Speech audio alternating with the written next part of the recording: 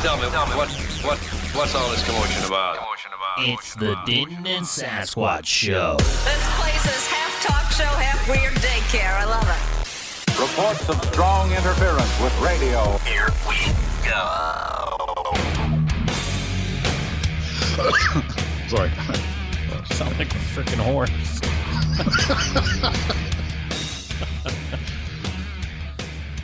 Little bird. All right. Hello and welcome once again to the Denton and Sasquatch Show, coming to you from California and Alabama. My name is Sasquatch, and my buddy on the other end of the mic, his name, it is Denton. Yes, my name is Denton, and this is the Denton and Sasquatch Show. And if you want to contact us, you can contact us at dentonandsashow@gmail.com. And just in case anybody didn't know, Denton's the one in Alabama, I'm the one in California. So there you go. That's right. I also want to say some good things about prepperforms.net and tarsarmed.net. Yeah, dude, that's like totally tubular. Go for it. Seriously? How do people do that? I have to make fun of it. I know, right? I have kinfolk that do that. I know, right? Yeah.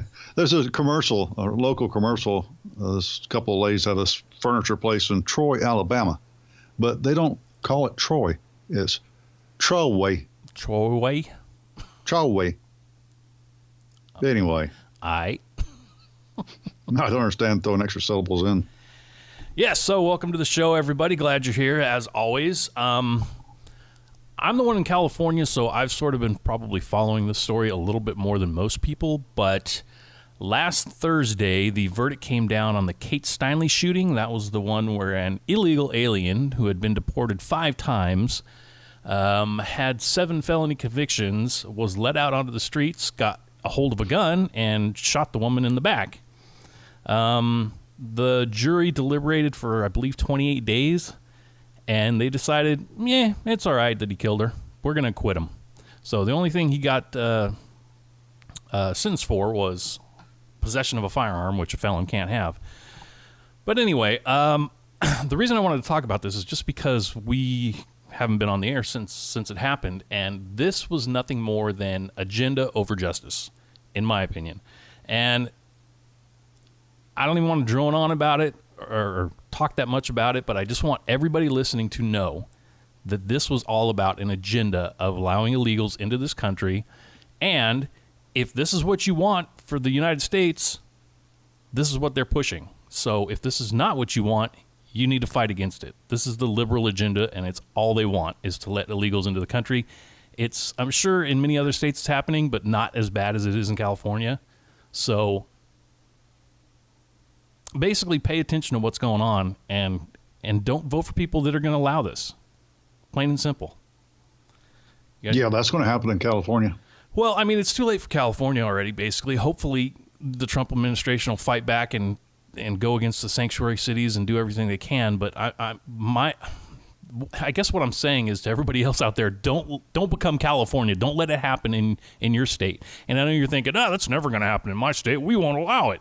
Well, guess what? I didn't think so either in my state either. And now California is a crap hole. So just pay attention to what's going on and don't let it happen to your state. We'll do our best. Oh, and one other little thing I found on this, MSNBC. Do you know how many minutes of coverage they did on the Kate Steinle verdict? 12. That would be generous. 0. They did not mention it at all. Huge story. I mean, big story. You'd think they would at least give it a few minutes, but no, 0. So for anybody watching MSNBC out there, they're part of the agenda. Turn them off. I can't believe anybody would listen to MSNBC and us. Well, I mean, maybe they're listening to us because they figure, know my enemy. But we're just, hopefully some of this is sticking in your head if that's the case.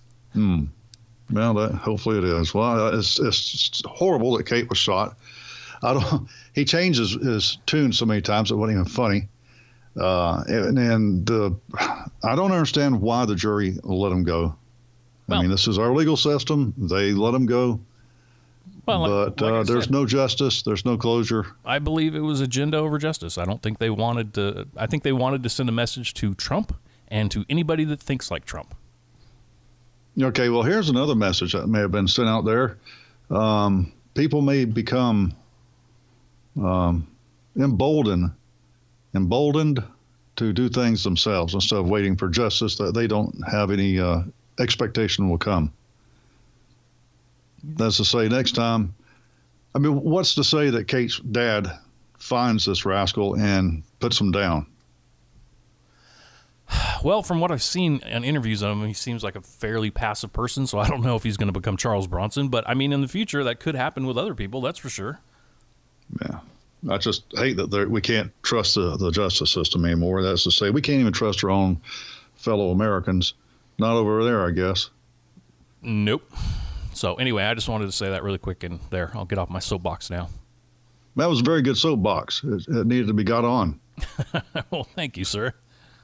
Well, look here. I'm sure you saw the Facebook thing from Congressman Thomas Massey, Redline at prepperformance.net, shared it with us. It's about Feinstein-Schumer-sponsored gun legislation that amends the Brady bill will be added to the concealed carry reciprocity bill in the House this week. I always get a chuckle when you say that. What? House this week? No, reciprocity. I hate that word. I really do. Anyway, yeah, apparently the two dweebs are wanting to throw some other stuff. We discussed this last week. I'm not a big fan of the whole reciprocity. And it's not just because of that stupid word. It's just there's gonna be some serious unintended or unexpected consequences, I believe, from this, and we shouldn't go down that road. And here's the thing now. I was reading that, and I went down to the comment section. I love reading comments. Alan Peters commented on Facebook there. I don't know who the guy is, but I figured I'd say, hey, Alan.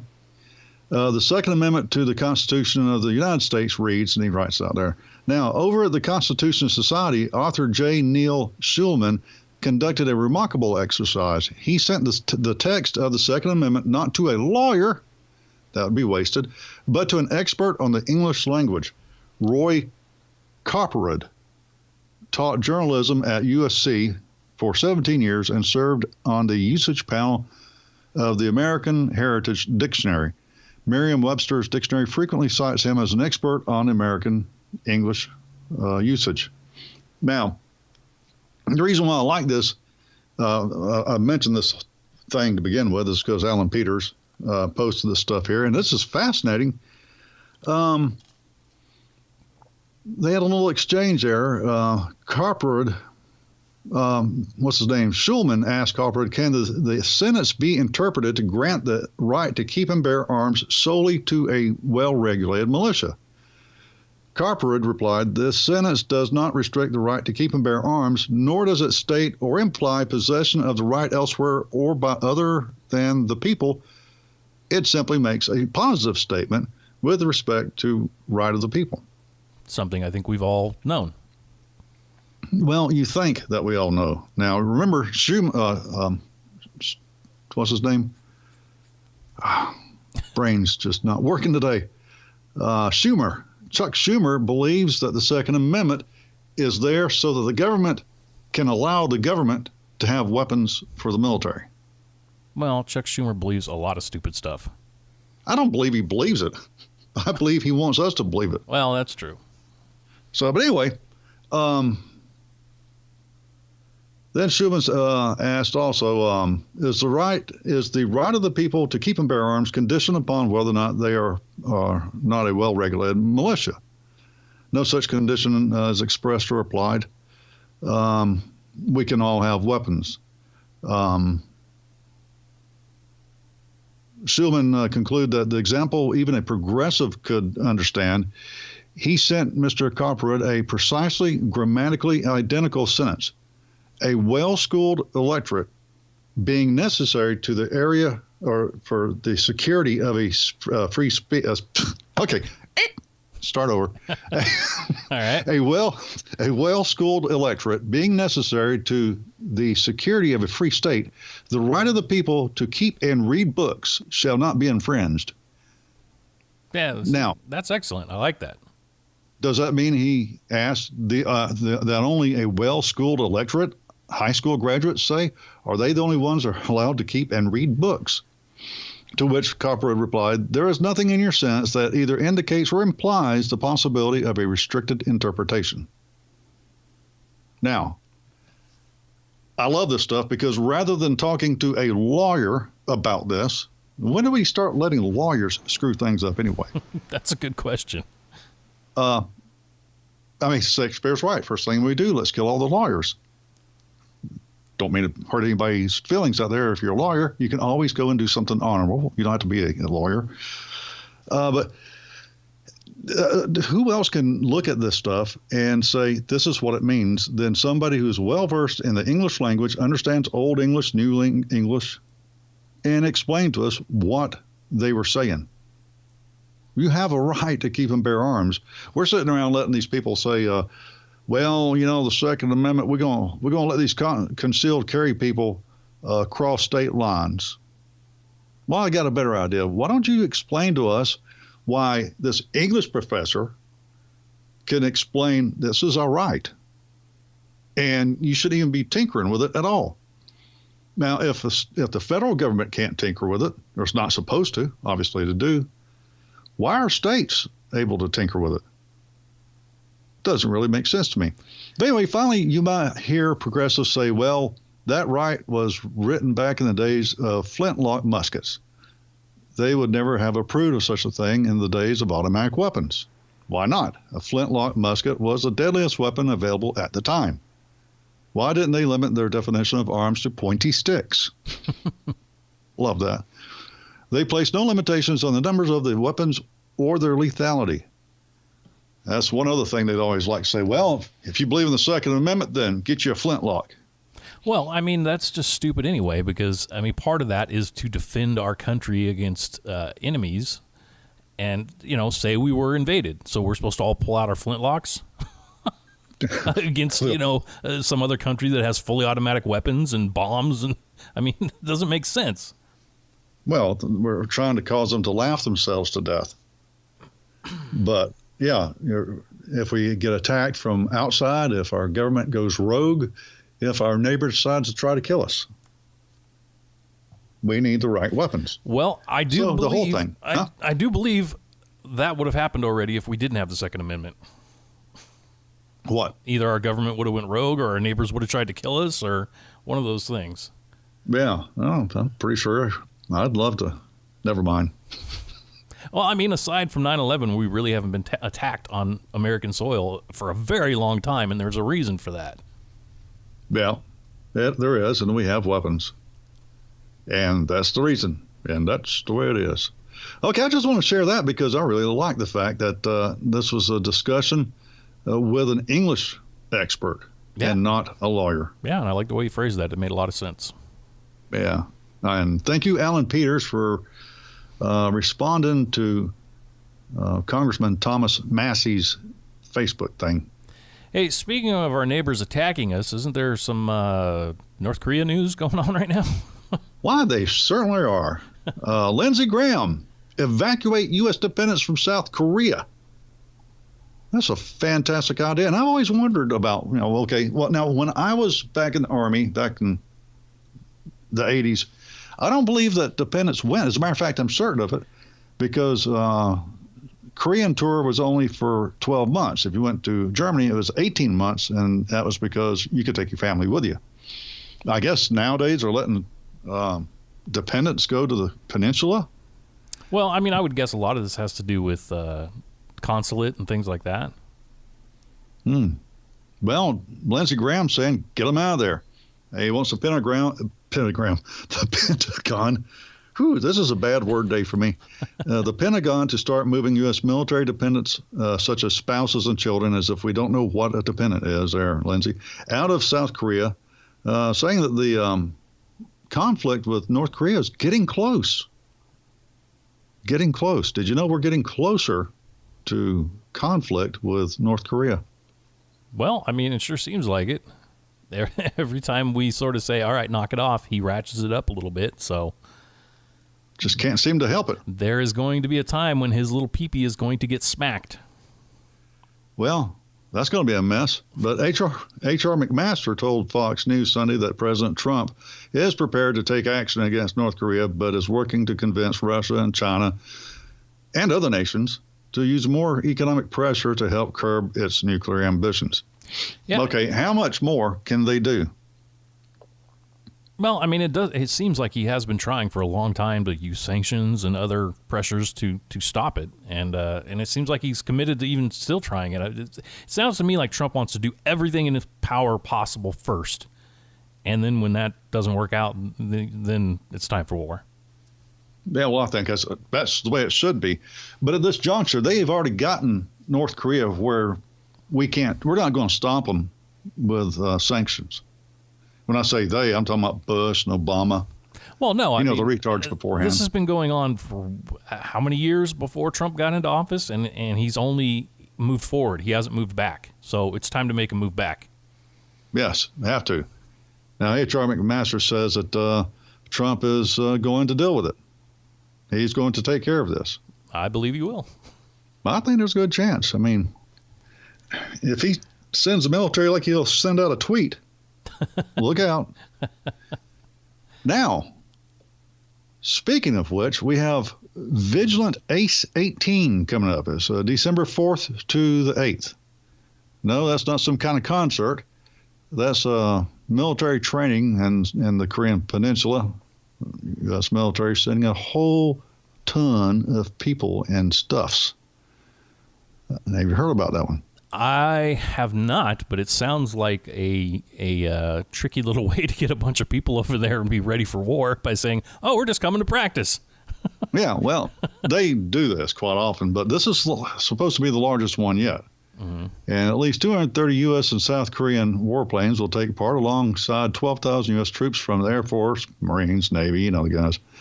And another 4,000 expected to represent Seoul. And then that's not the music, that's the capital of South Korea. Or food. Seoul train. Sorry, off in my little world again. The drill, which lasts from December 4th to December 8th, will see aircraft flying over 8 air bases and across the Korean Peninsula. Yeah, you would think this would be a good time to do it if you're going to do it. You've got a bunch of assets there. Well, and we've been doing, joint ventures with Japan for a few months now, right? Yeah. So, it's been Japan and South Korea. Yeah. Now, the little fat bastard is really worried. He says that President Trump is trying to push us into a nuclear war. Well, of course he's going to say that. He doesn't have the balls enough to actually come out and say, "Oh, you're going to do that? Well, then I'll do this." He's saying, "Oh, it's your fault. You guys are making me do this." Or wait, "Oh, you guys are making me do this." Oh, you're making fun of Korean language. He's still trying to figure out how to put the missile and the boom thingy together and make it fly. Mm-hmm. We've got that down pat already. Don't want to do it, but we can. Yeah, he just needs to. He needs to drop his weapons and back off. Well, and really, I mean, unless he's convinced himself, I mean, he's just so delusional that he's convinced himself that he's so much bigger and badder than he thinks he is. How does he think this is going to turn out? I mean, we've got tons more weapons than he does. So if he were to launch at us, what does he think is going to happen? I think that he's assuming, he's not going to launch. He's just going to continue to build his weapons. Yeah. And he assumes that China is not going to allow America to attack him while he's doing this. Because China said, look, if Korea attacks you, well, too bad, so sad for them. But if you attack Korea without them attacking first, we will not tolerate that. Mm-hmm. And the little fat bastard is assuming that China's going to stand there and back him up. Yes, that is the quandary we're in at the moment. Well, we're still better than both of them. I believe so, yes. Now, I don't want to have to pay for expensive American shoes. What am I talking about? Do they even make American tennis shoes anymore? I don't think so. I don't want to go barefooted. But if that's what it takes, Well, I can deal without Chinese products. The only one that's going to hurt is women because they're the only ones that buy tons of shoes. I mean, a guy, you give him a pair of boots or a pair of tennis shoes, and he's good for 2-3 years. So I've got enough shoes in my closet now to last me the rest of my life. And I have a pair of Keen sandals I've had for 12 years now. They're still rocking along. Yep. I wear them more than anything else when I'm off work. Yeah, I think I have a total of about 4 pairs of shoes, and that that can get me through anything I do throughout my day. Mm-hmm. And the lack of running shoes is why I say, well, I would go jogging, but I can't. I don't have the proper footgear. So not having shoes is really handy for me. As an excuse. Yes. Well, just do like us Sasquatches do and run barefoot. No. That'll hurt my feet. Oh, you tenderfoot. Plus, people spit out the window. You know, I ain't going to be walking or running in somebody's spit. Yeah, what's a little spit? Well, that's how you get disease. Make your immune system stronger. If it doesn't kill you.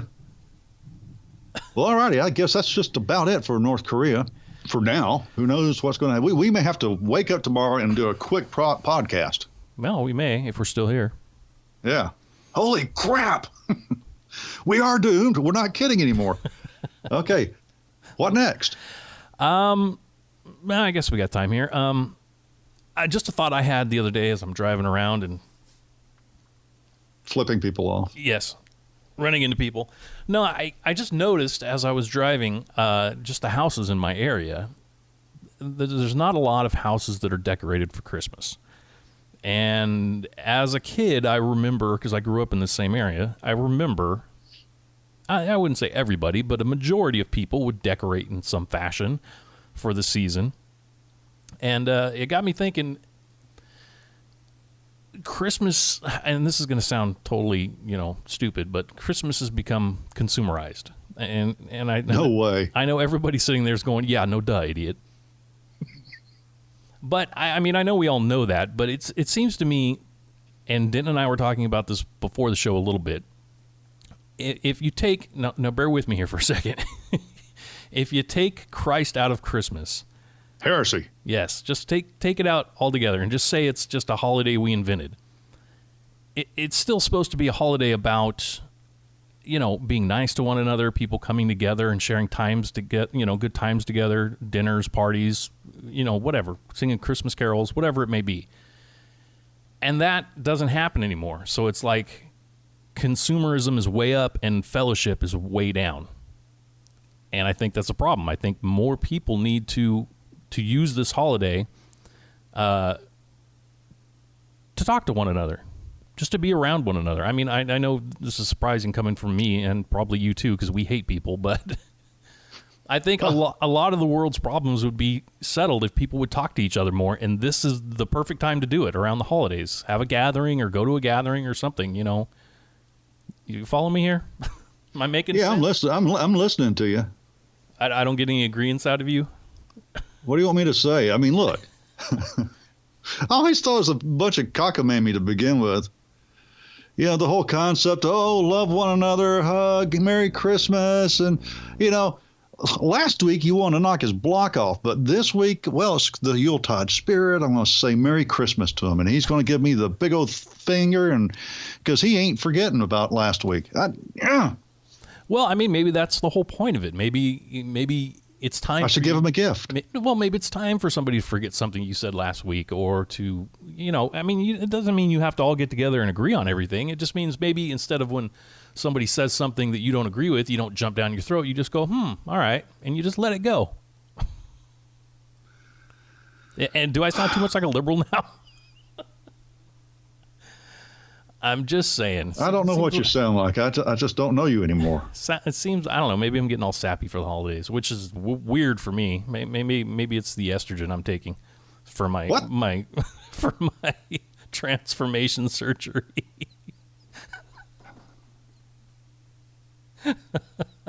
Wow, I've actually silenced Denton. How do you I've changed the channel somehow. I'm on somebody else's podcast. That was a joke. I'm not taking estrogen, people.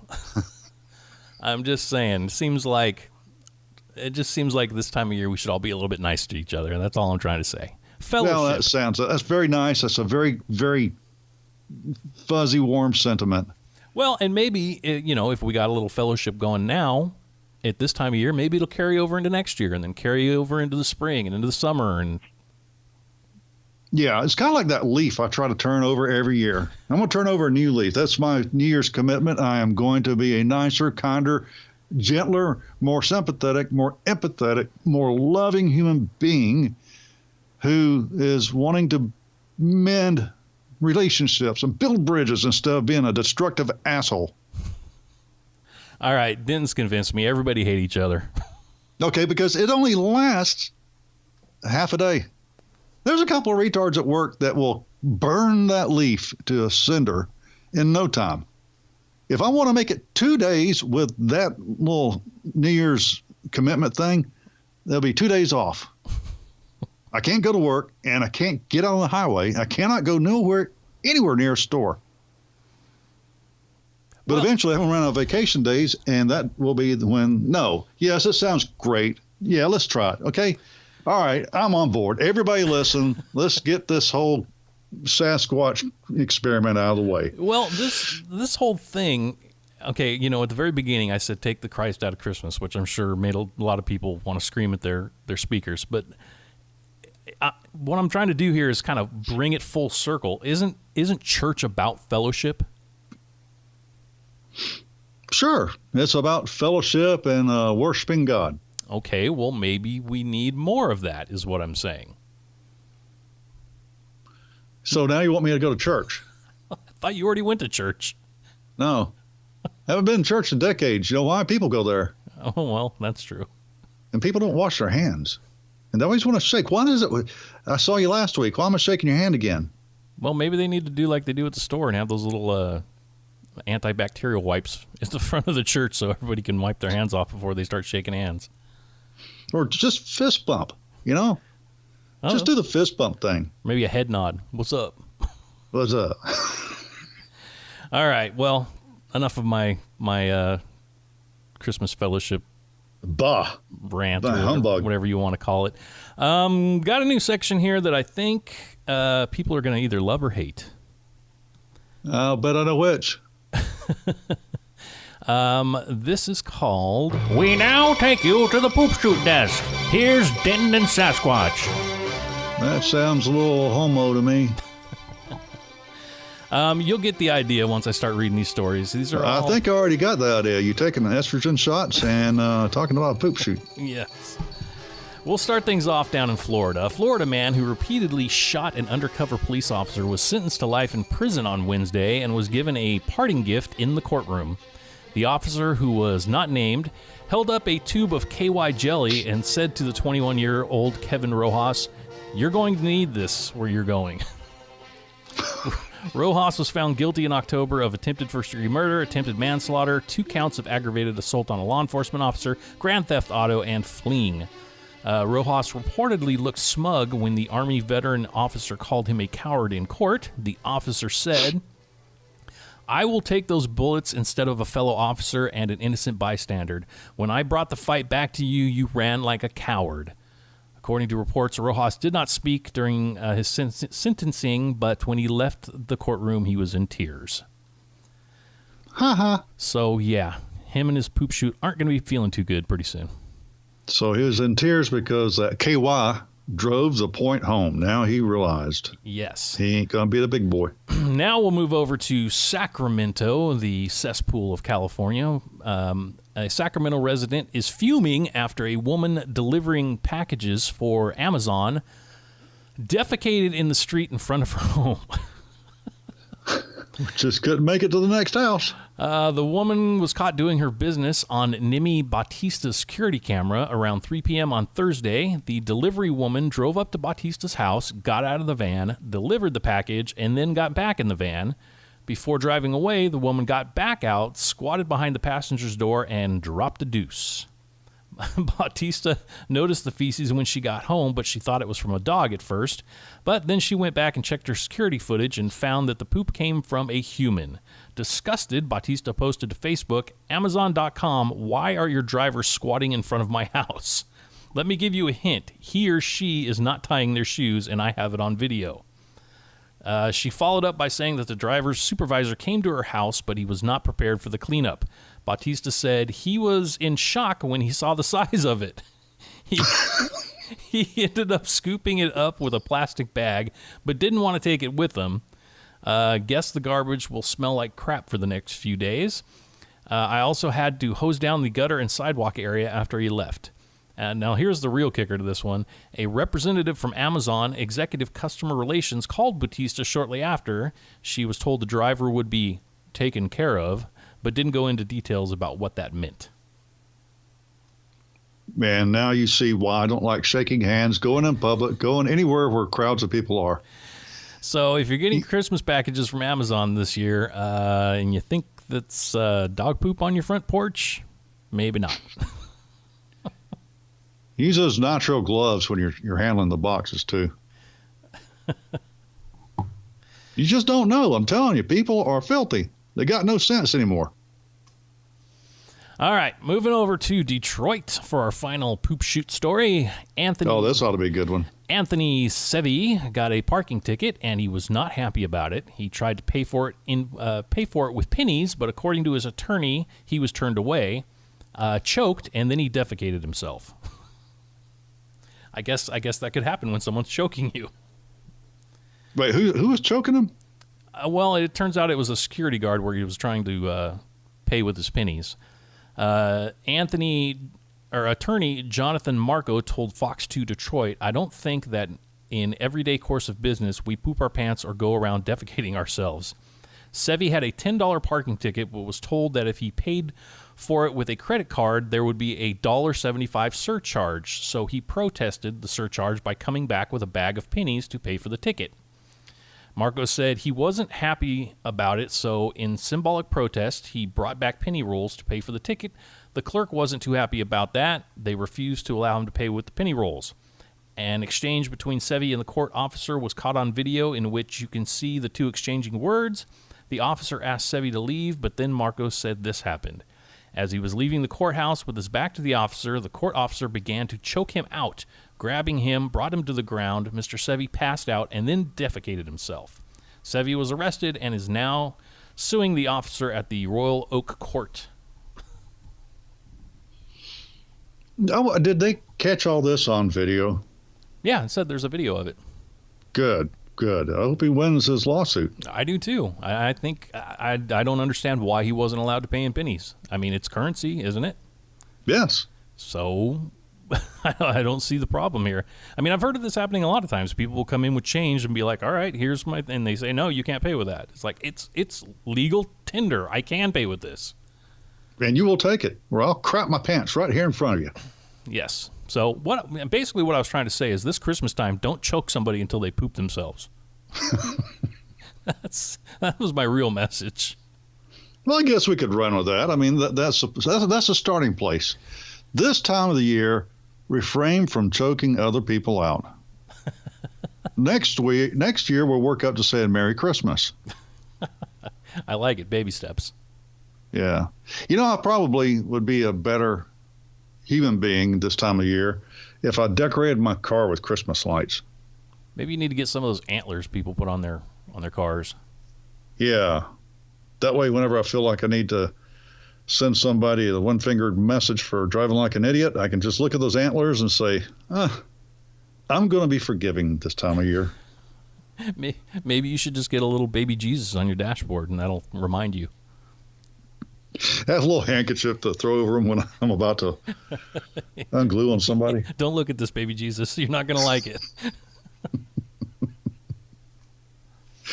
Well, all right. I think we're just getting we're snuggling up to heresy here. So, well, I'm not even going to say we're doomed. No, I'm not going to say we're doomed because that would indicate negative thinking. So I'm going to say Merry Christmas. And a Happy New Year. But just wait till the 4th or 5th of January, and I'm going to let you know what I really think. Well, this was fun. We're done? Are we done? Sure. All right. Good night, everybody. Oh, by the way, prepperforms.net, tarsfarm.net. Denton and Sass Show at gmail.com. Contact us. Bye.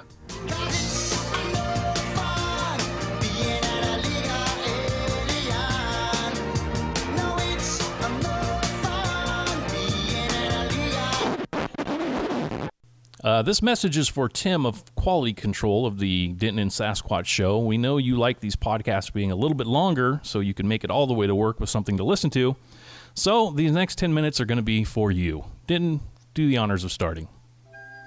A most notable coward, an infinite and endless liar, an hourly promise breaker, the owner of no one good quality. Away, you starveling, you elfin skin, you dried neat's tongue, bull pizzle, you stockfish. Way back at you, you 3-inch fool. Oh, come, you frowned and unable worms. Go prick thy face and go prick thy face and overread thy fear, thou lily-livered boy. Oh, his wits as thick as the Tweaksberry mustard. I am pigeon-livered and lack gall. I am sick. Wait. I just insulted myself. You did. Why did he do that? That's from Hamlet. Okay. Well, I am sick when I do look on thee. Well, I don't blame you. I just insulted myself.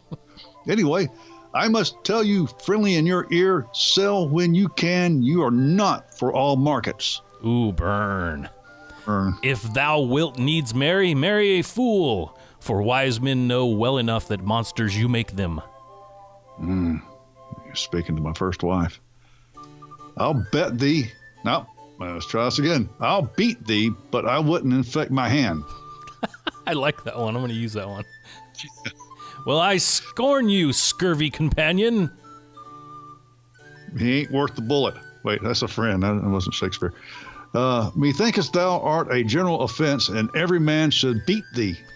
But reflect back to the Korea. Reflect back to I'll beat thee, but I would infect my hands. So don't do it. More your conversation would infect my brain. Ouch. You give me a headache, you twit, you're saying. Oh, I'm telling your wife you're going to say this one. My wife say hobby horse. I don't even know what that means. Oh, yeah? Try this one on for size. Peace, ye fat guts. Poisonous bunch back toad. The rankest compound of villainous smell that ever offended nostril. The tartness of his face sour grapes. There's no more faith in thee than in stewed prunes. Thine forward voice now is to speak well of thine friend. Thine backward voice is to utter full speeches and to detract. What? That's a mouthful. That is. Don't even know what I just said. That trunk of humors, that bolting hutch of beastliness, that swollen parcel of dropsies, that huge bombard of sack, that stuffed cloak bag of guts, that roasted mang tree ox with pudding in his belly, that reverend vice, that gray inequity, that further ruffian, that vanity in years. Wow, I don't know what he was talking about there. Now go away, I'll taunt you a second time. Thine face is not worth sunburning. That's good. All right, I'm gonna try. I'm gonna try something different here. I'm gonna do this one in the character from Sling Blade. I reckon them woman's an easy glove, my lord. She goes off and on at a pleasure. I'm going to do this using the voice of one of the two ladies that has the commercials for the furniture store in Trawway, Alabama. All right. Thou art a boil, a plague sour. Thou art a boil, a plague sore. All right. Well, totally, dude. That was the Duke Fleshmonger, man, and like a fool and a coward, you know? It's my surfer dude.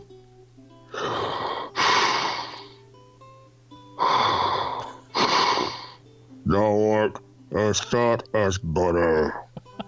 Wait, do that one again. Hold on.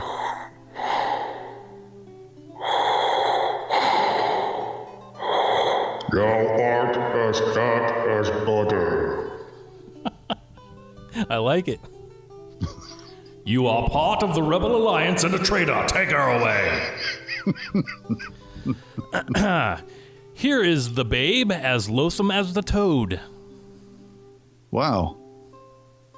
I don't understand that. She's a babe, but she's loathsome. I think babe as in baby. Oh. I think English is sometimes confusing. Calling the baby ugly, basically. Like the toad, ugly and venomous. Thou art unfit for any place but hell. Again, my first ex-wife. Thou cream-faced loon. That sounds... Not gonna ask. I was going to say, that sounds kind of lewd. Thou clay-brained guts, thou naughty-padded fool, thou whoreson, obscene, greasy tallow catch. Wow. Thou damned and luxurious mountain goat. I'm going to get that one tattooed on my arm. Thou damned and luxurious mountain goat. Thou elfish marked abortive rooting hog.